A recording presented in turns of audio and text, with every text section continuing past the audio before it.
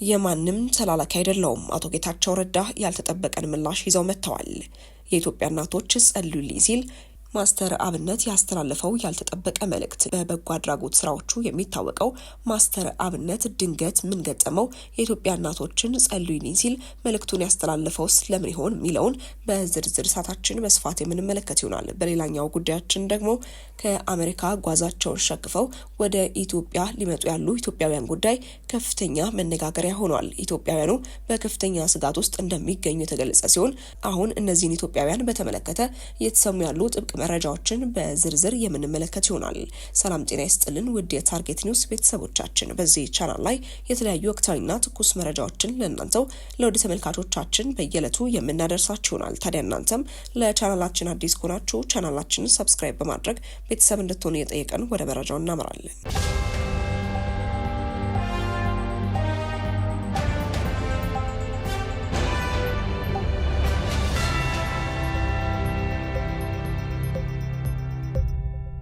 ወደ አስቀደምንላችሁ ጉዳያችን ስናመራ ከ5000 በላይ የኢትዮጵያ ዜጎች በአዲሱ የአሜሪካ ውሳኔ ተጠቂ ይሆናሉ። አሜሪካ ከሰሞኑ ለኢትዮጵያውያን ዜጎች ትሰጥ የነበረውን ጊዜያዊ የሕግ ከለላ ማቋረጧ ይታወሳል። በዚህ ከለላ ስርም 5001 ኢትዮጵያውያን የሕግ ከለላ ተሰጥቷቸው እንደነበርና 263 የሚሆኑ ተጨማሪ ዜጎችም አመልክተው በመጠባበቅ ላይ እንደነበሩም ተገልጿል። አሜሪካ በፈረንጆቹ ታህሳስ 12 2022 በኢትዮጵያ የነበረውን ግጭት ተከትሎ ለኢትዮጵያ ዜጎች ጊዜያዊ የሕግ ከለላ መስጠት የጀመረች ሲሆን በሚያዝያ 2024 ደግሞ ተራዝሞም ነበር። አሜሪካ ውሳኔው ከመተላለፉ በፊት ከሚመለከታቸው የራሷ የመንግስት ተቋማት ጋር ንግግር በማድረግ የኢትዮጵያ አሁናዊ ሁኔታ መገምገሟንም አንስታለች። በግምገማውም በርካታ ነገሮች የተዳሰሱ ሲሆን ከነዚህ ውስጥም በኢትዮጵያ ውስጥ እየተካሄደ ያለ ይህ ግጭት በመኖሩም ግለሰቦች ቢመለሱ የሚያጋጥማቸው የደህንነት ስጋት ስለመኖሩ፣ የኢትዮጵያ ዜጎች ወደ ሀገራቸው እንዳይመለሱ የሚያደርግ ከአቅም በላይ የሆነና ጊዜያዊ ችግር ስለመኖሩ፣ የኢትዮጵያ ዜጎች በጊዜያዊነት በአሜሪካ ቢቆዩም የአሜሪካን ብሔራዊ ጥቅም ስለመጻረሩ፣ ከግምገማው በኋላ በኢትዮጵያ ያለው ሁኔታ እየተካሄደ ያለ ግጭት የተመላሽ ኢትዮጵያውያንን ደህንነት ስጋት ውስጥ ይከታል የሚለውን መመዘኛ እንደማያሟላም ተቀምጧል። አሜሪካ በ2022 በትግራይና ኦሮሚያ ክልሎች የነበሩ ግጭቶች ይህ የጊዜያዊ ከለላ እንዲሰጥ ምክንያት ነበሩ ስትል የትግራዩ ጦርነት በሰላም ስምምነት መቋጨቱንና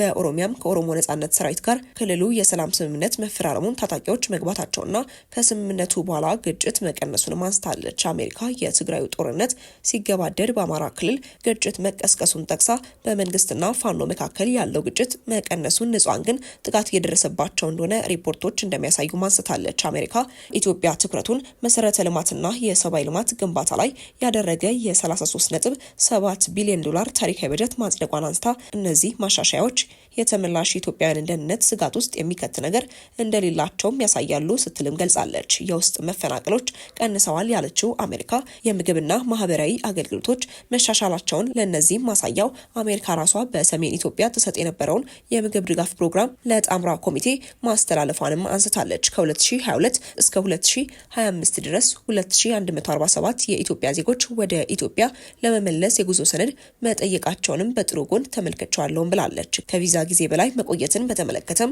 አሜሪካ በምላሿ አሜሪካ በ2024 የኢትዮጵያ ዜጎች ከፍተኛ የሆነ ከቪዛ ጊዜ በላይ የመቆየት ምጣኔ ነበራቸው ስትልም ገልጻለች። የአሜሪካ የሀገር ውስጥ ደህንነት ቢሮ 5100 የኢትዮጵያ ዜጎች የከለላ ጸድቆላቸው ተጠቃሚ እንደነበሩ ሲገልጽ እንደባለፈው ህዳር መጨረሻ ተጨማሪ 263 ሰዎች ይህንን ከለላ ለማግኘትም ጥያቄ አቅርበዋል። ወደ ቀጣይ ጉዳያችን ስናምራ ማስተር አብነት ከበደ ማህበራዊ ሚዲያን ለበጎ ዓላማ በመጠቀም ተጽዕኖ ፈጣሪ መሆን እንደሚቻል ካስተማሩ ሰዎች መካከል አንዱ ነው። በሚሰራው የበጎ አድራጎት ስራ የተቸገሩ ሰዎችን ህይወት መለወጥ እንደሚቻል በተግባር ያሳየም ሰው ነው።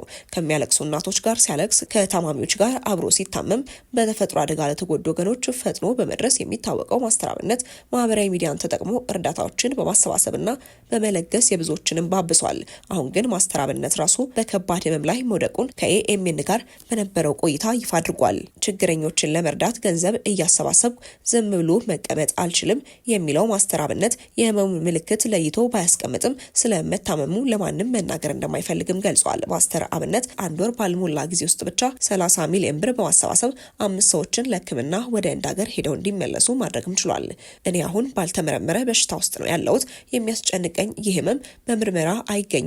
ራሴን እያጣው በስነ ልቦናም እየተጎዳው ነው ብሏል። ማስተር አብነት ማንንም ሰው ማስጨነቅ ስለማይፈልግ ብቻ ስለህመሙ ጉዳይ ባይገልጽም የለበሰው ልብስ የሸፈነውና በሕክምና ይህ ነው የማይባል ህመም እያስጨነቀውም ይገኛል። አሁን ላይ ግን መታመሙ ከሱ አልፎ በሌሎች ዘንድ እየታወቀ በመምጣቱ ብዙዎች እየጠየቁት እንደሆነም ተናግሯል። የእናቶችና የአባቶች እንባ ሲታበስ ማየት፣ ወንድሜ አንገቱን ቀና አድርጎ ሲሄድ ማየት፣ የኩላሊት ህመም የነበረባት እህት ተሽሏት ፈገግታዋ ሲመለስ ከማየት በላይ የሚያስደስተኝ ነገር የለም።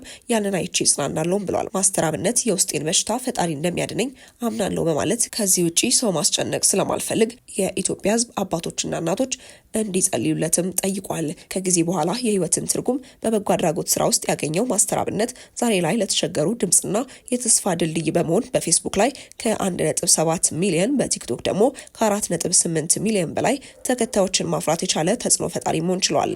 እኛም ለማስተር አብነት ሙሉ ጤንነቱ እንዲመለስና ወደሚወደውና ለብዙዎችም ህይወት ተስፋ ወደ ሆነው የበጎ አድራጎት ስራው እንዲመለስም እንመኛለን። ወደ ቀጣይ ጉዳያችን ስናመራ የማንም ተላላኪ አይደለውም ሲል ዲሞክራሲያዊ ስምረት ትግራይ ፓርቲ የምክር ቤት ስብሰባውን ማካሄድ በጀመረበት ዕለትም ገልጿል። ስምረት ከብልጽግና አንዱ ነው እየተባለ ቢገለጽም ፓርቲው ምንም አይነት በጥምረት ለመስራት ያሰበው ነገር የለም ብሏል። ከብልጽግና ፓርቲ ጋር የሚያያይዙን ሆን ብለው ነው ያለው ስምረት ፓርቲ ከብልጽግና ጋር ቢሰራ ችግር የለውም፣ ነገር ግን ህወሓት ወደ ኤርትራ ስለሄደ ሻዕቢያ ነው ማለት ነው ወይ ሲልም ጠይቋል። መግለጫውን የሰጡት አቶ ጌታቸው ረዳ ይመሩት በነበረው ጊዜ አስተዳደር ከንቲባ ተደርገው ተሾመው በህወሓት ተቃውሞ ስራቸውን እንዳይሰሩ ታግደው የቆዩትና ዲሞክራሲያዊ ስምረት ትግራይ ፓርቲ መስራቾችም አንዱ የሆኑት አቶ ብርሃነ ገብረ ኢየሱስ ናቸው። በመግለጫቸውም ትግራይን የተመረጠ መንግስት ሊያስተዳድራት ይገባል ያሉ ሲሆን ፓርቲው ለምርጫ ዝግጅት እያደረገ መሆኑን ገልጸዋል። በኢትዮጵያ የምርጫ የፖለቲካ ፓርቲዎች ምዝገባና የምርጫ ስነ ምግባር አዋጅ ቁጥር 1162 ዝባር 2011 ዓ.ም ለኢትዮጵያ ብሔራዊ ምርጫ ቦርድ በተሰጠው ስልጣን መሰረት የክልላዊ የፖለቲካ ፓርቲ ጊዜያዊ የምዝገባ ፈቃድ ለዲሞክራሲያዊ ስምረት ትግራይ ግንቦት 18 ቀን 2017 ዓ.ም መሰጠቱ የሚታወስ ነው። አቶ ጌታቸው ረዳ ፓርቲው በትግራይ ጉባኤውን ለማድረግ ፍላጎት የነበረው ቢሆንም በክልሉ ያለው ስርዓት አልበኝነት ጫፍ የደረሰ በመሆኑ ማካሄድ አለመቻሉን አስታውቀው ነበር። ለመሆኑ ከሌሎች ፓርቲዎች ጋር የመጣመር ፍላጎት አላችሁ ወይ በሚል ለቀረበላቸው ጥያቄ ይህ ጥምረት ከብልጽግና ፓርቲ ጋርም ቢሆን ልታደርጉት ትችላላችሁ ወይ ለሚለው ጥያቄያቸውን በሰጡት ምላሽም አቶ ብርሃነ በምላሻቸው ከሌሎች ፓርቲዎች ጋር ጥምረት ስለመፍጠር በሂደት የምናየው ጉዳይ ነው ብለዋል። ከብልጽግና ፓርቲ ጋር የሚያያይዙት ግን ሆን ብለው ነው ያሉም ሲሆን ስምረት ከብልጽግና ጋር ቢሰራ ችግር የለውም፣ ነገር ግን እንደ ህወሓት አመራሮች ከሌሎች ሀገራት ጋር ሆኖ ሀገርን ለማጥቃት ማሰብ ነው ሊኮነን የሚገባው ሲሉም ተናግረዋል። ስምረት ፓርቲ ፕሬዝዳንት አቶ ጌታቸው ረዳ ስምረት ፓርቲን ያቋቋመው ደብረጽዮን ገብረ ሚካኤል የሚመሩት የህወሓት ቡድን በተራዘመ የአስተዳደር ግልበጣ ሴራ ከጊዜ አስተዳደር ፕሬዝዳንት መንበርነታቸው እንዲለቁ ግፊት ስለተደረገባቸው መሆኑን መግለጻቸው ይታወሳል። የትግራይ ጸጥታ ኃይል ስምረት ፓርቲ በአፋር ክልል የሚንቀሳቀሰውን የትግራይ ታጣቂ ቡድን ይመራል በማለት ከአሁን ቀደም መወንጀሉም አይዘነጋም። ስምረት በበኩሉ አመራር የሚሰጠው አንድም ታጣቂ ቡድን በስሩ እንደሌለ ገልጾ በወቅቱ ወንጀላውን ማስተባበሉም የሚታወስ ነው። ውድ ተመልካቾቻችን ለእሳቱ የነበረን መረጃ ይህንን ይመስል ነበር። አብራችሁን ስለነበራችሁ እጅግ አድርገን እናመሰግናለን። በቀጣይ እስክንገናኝ ድረስ መልካም ቆይታ